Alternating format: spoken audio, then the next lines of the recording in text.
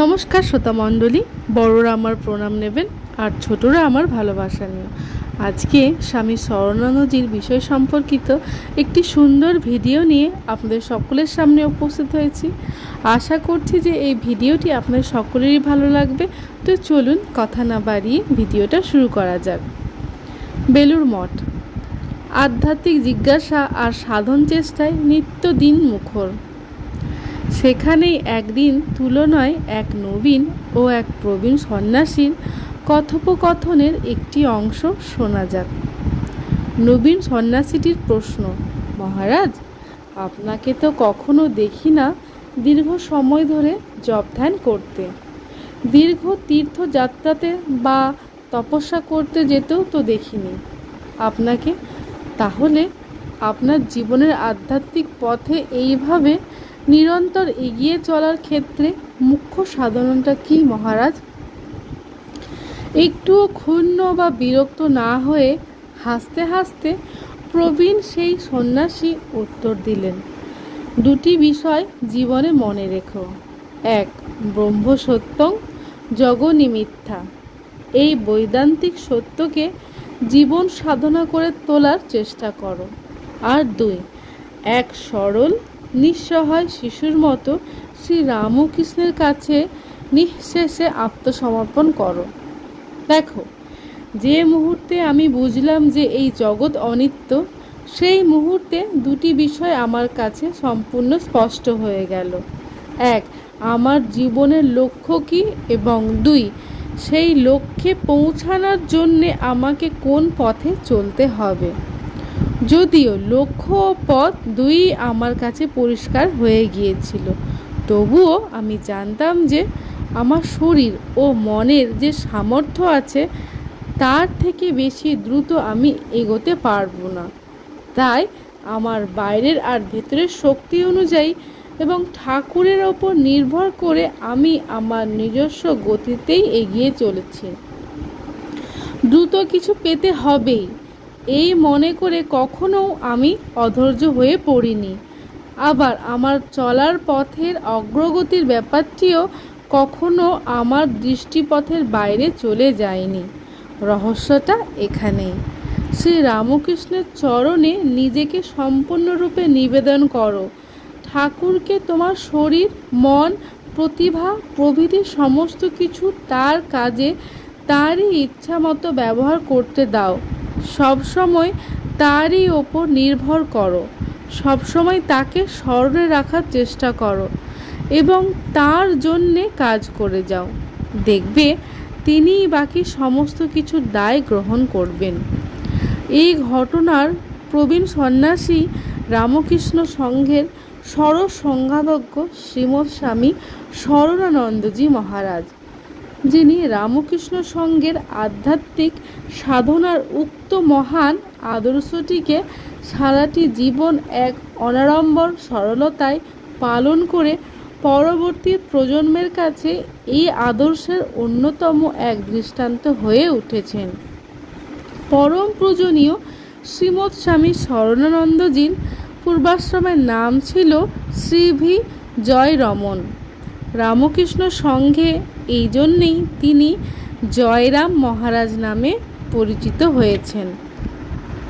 1929 সালের 25শে ডিসেম্বর তদানীন্তন মাদ্রাজ রাজ্যের, বর্তমানে তামিলনাড়ু, তাঞ্জোর, বর্তমানে তাঞ্জাভুর জেলার আন্দামি নামে একটি ছোট্ট গ্রামে মাতামহের ঘরে জন্মগ্রহণ করেন জয়রাম।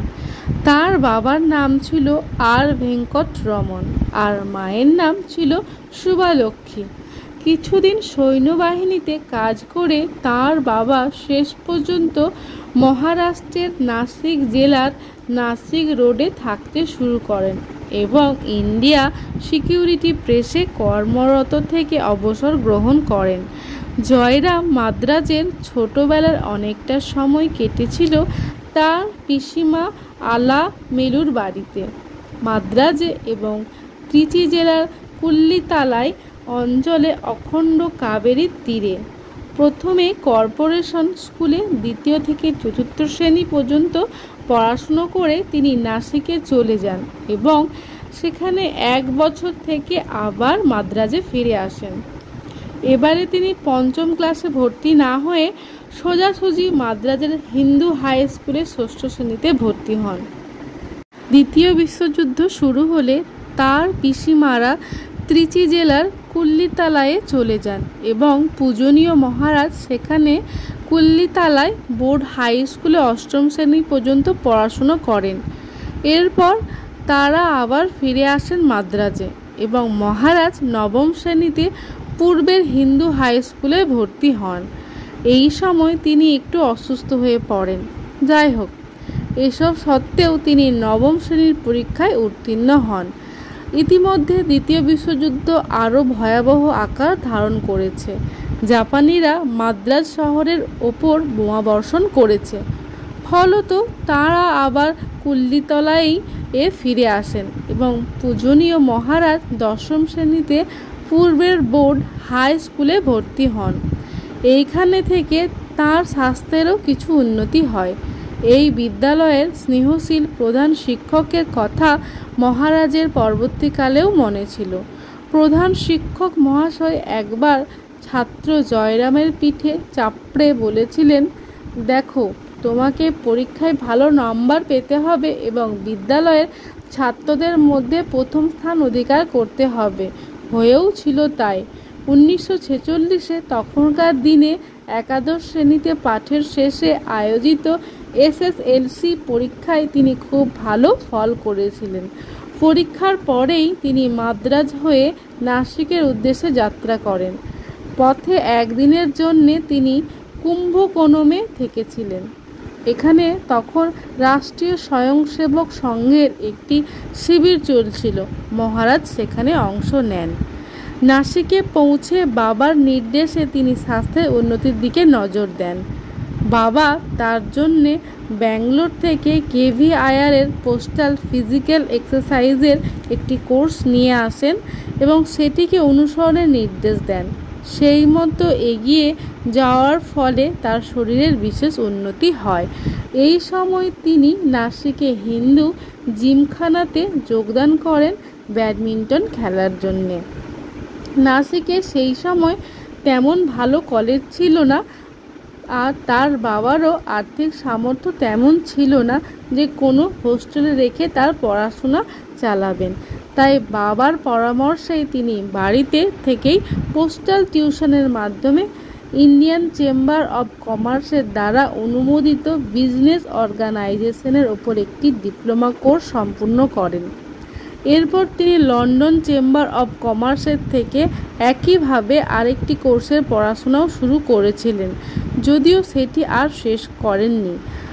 বাবার চেষ্টাতেই জয়রাম ইন্ডিয়া সিকিউরিটি প্রেসে ক্লার্কের পদে একটি অস্থায়ী কাজ পান। এখানকার একটি ঘটনা তিনি পরবর্তীকালেও বলতেন। সেকালের নিয়ম অনুযায়ী এই প্রেসের প্রধান ছিলেন একজন ইংরেজ, নাম R.C. চ্যাপম্যান। দ্বিতীয় বিশ্বযুদ্ধ শেষ হওয়ার ফলে সেবার ইংল্যান্ডে অলিম্পিক গেমস শুরু হয়েছে। চ্যাপম্যান সেটি দেখবার জন্য ইংল্যান্ডে গিয়েছিলেন। ফিরে এসে তিনি জয়রামকে ডেকে পাঠান। অফিসের অন্যেরা অবাক হয়ে যান এইভাবে যে এই একটি 18 বছরের ছেলেকে অফিসের প্রধান ডেকে পাঠাচ্ছেন কেন।